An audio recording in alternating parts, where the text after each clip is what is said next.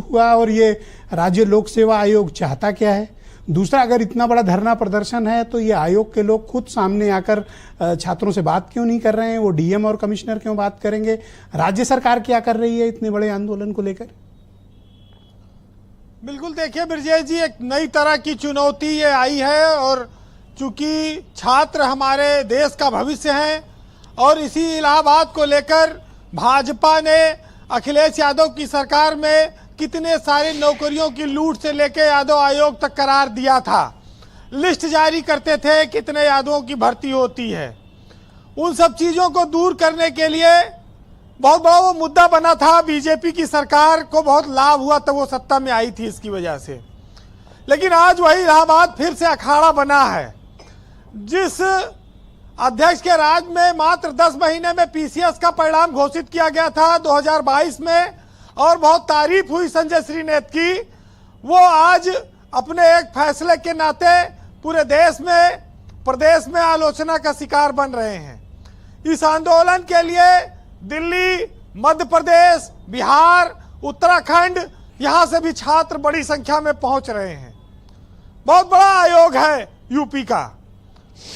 परीक्षा 2 दिन क्यों कराई जा रही है, इसको लेकर ऐतराज है और एक नॉर्मलाइजेशन शब्द को लेकर ऐतराज है।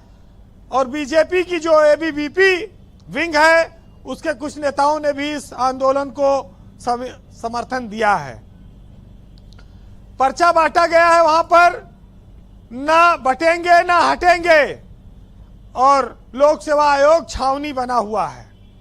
बहुत सालों बाद ये नजारा आपको देखने को मिलेगा। लेकिन आप इसको इस रूप में भी कह सकते हैं कि हर दौर में सत्ता की गलतियों को बताने के लिए स्वर बुलंद होते रहे हैं युवाओं के, और जहां पर जनमानस को, युवाओं को लगता है कि गलत है, वहां पर वो बोलेंगे।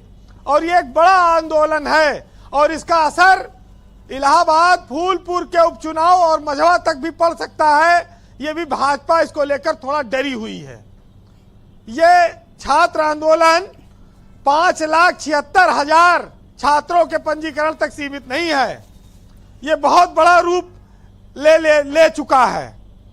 लेकिन ब्रजेश जी, मैं थोड़ी बात, जो संजय श्रीनेत हैं, वो लोक सेवा आयोग के चेयरमैन हैं, मैं उनके बारे में बताना चाहता हूं कि वो ईडी में रहे हैं, गोरखपुर के पीपीगंज के रहने वाले हैं, लखनऊ के काल्विन कॉलेज में पढ़े हैं और संयोग से उसी इलाहाबाद विश्वविद्यालय से स्नातक हैं जहां आज लोक सेवा आयोग का मुख्यालय है और वहीं पर वो बैठे हैं।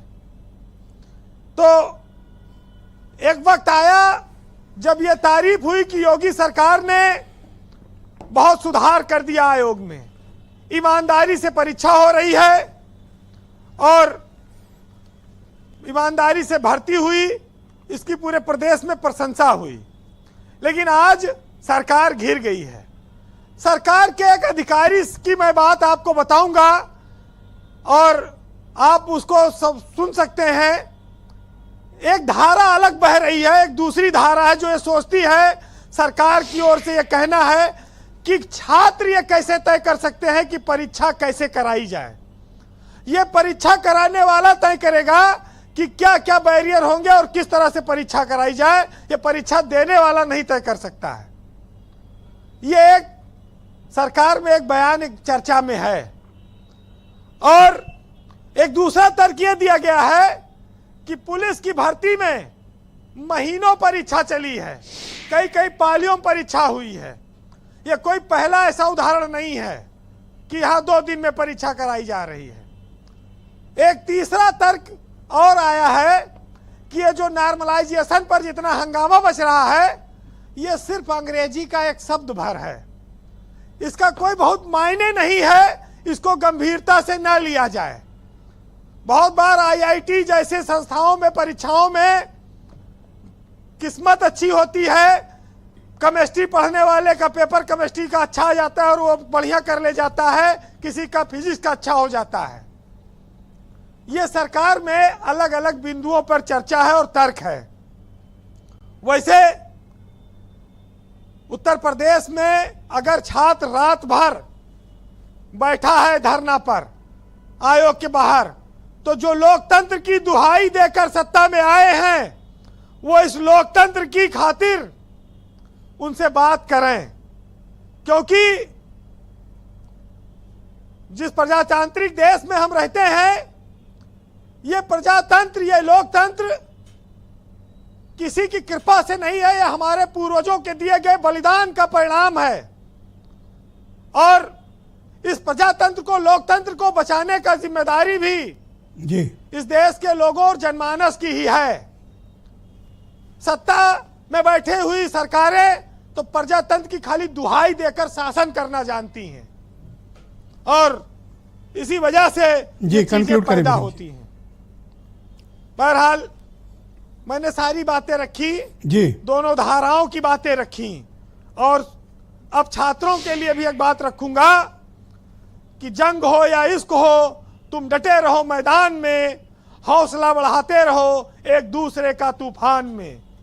और बहादुर हो, महान हो, देश की तुम शान हो, कुछ ऐसा कर चलो, मिसाल रहो जहान में, और सीना चौड़ा करके तुम देखो आसमान में, नई ऊर्जा नया रंग भर दो पूरे हिंदुस्तान में। बहुत शुक्रिया वीरेन जी, बहुत धन्यवाद आपका कि आपने सरकार में भी चल रहे विमर्श और तर्कों को लेकर भी यहाँ पर आपने बात रखी और स्टूडेंट्स की प्रॉब्लम को भी उजागर किया। बहुत शुक्रिया आपका हमारे साथ जुड़ने के लिए। बहनों भाइयों, इस डिबेट का दूसरा चरण प्रारंभ करते हैं। बीजेपी के प्रवक्ता राकेश त्रिपाठी